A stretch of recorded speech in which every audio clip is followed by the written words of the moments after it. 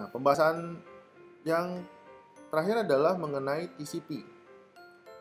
TCP ini memberikan beberapa proses. Yang pertama adalah process-to-process communication. Terusnya yang kedua adalah streaming delivery service. Jadi dia ketika kita mengirimkan mengirimkan data, dipastikan user yang menerima paket data yang kita kirimkan. Terusnya adalah yang namanya full duplex communication, jadi komunikasi dua arah dengan waktu yang bersamaan. Terusnya tipenya adalah connection oriented service. Jadi kita kalau dalam konsep three-way handshake ini ada di dalam TCP. Jadi dia ngirimin pasti paket yang dikirim jumlahnya besar, misalnya 1 mega. Pastikan yang terima juga 1 mega. Dan pastikan saling terhubung. Jadi dia akan melakukan koneksi stop ketika paket tersebut udah sepenuhnya diterima oleh si destination yang dituju. Gitu. Terakhir adalah reliable service, menggunakan mekanisme pengakuan untuk meriksa keamanan kedatangan data. Jadi maksudnya adalah ketika tadi kita mengirim dari user A mau ngirim ke user B dengan jumlah ukuran 1 mega. Nah, dia memastikan user B ini terima dengan 1 mega juga tanpa ada yang dikurangi atau tanpa ada interrupt di tengah-tengah. Itu dari TCP seperti itu. Jadi dia akan memutuskan koneksi jika memang user udah finish atau user B ini udah terima sepenuhnya paket data yang dikirimkan.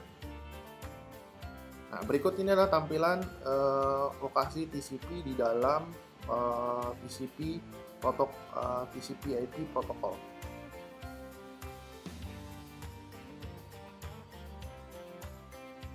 Nah, TCP mempunyai beberapa fitur.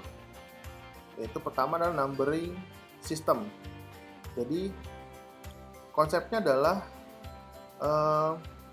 ketika si perangkat software ini mempunyai datagram ya. Datagram ini dia mempunyai nomor-nomor segmen yang mempunyai namanya nomor-nomor urut dalam pengiriman datanya. Jadi setiap paket yang dikirimkan ditandai dan dipastikan kelengkapannya.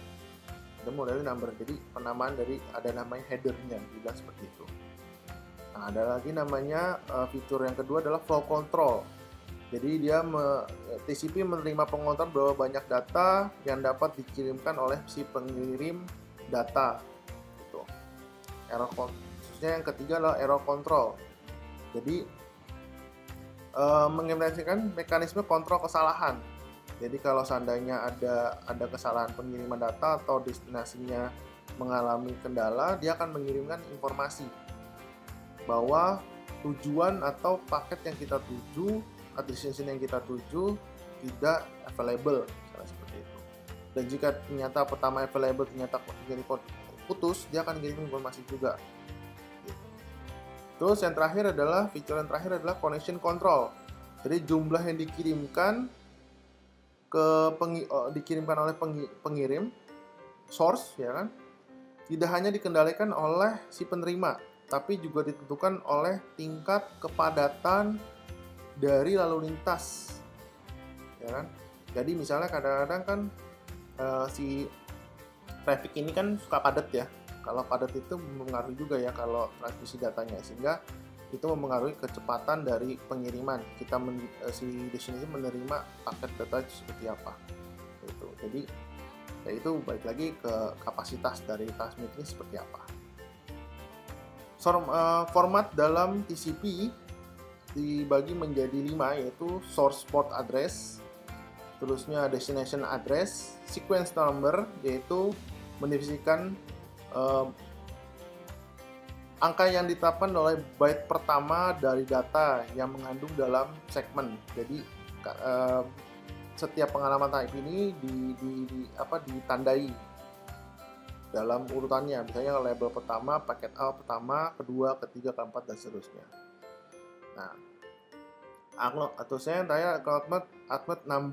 acknowledgement number, yaitu menunjukkan nomor byte yang diharapkan diterima oleh segmen tersebut oleh pihak lain.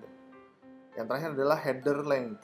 Jadi setiap paket itu mempunyai panjangnya itu berapa, udah ditentukan. Jadi setiap satu kiriman paket data misalnya 10 mega, ya itu headernya adalah bentuk paketnya sebesar 10 mega.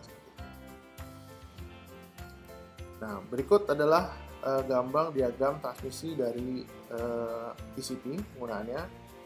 Kalian kan bisa perhatikan dari proses three-way handshake seperti ini.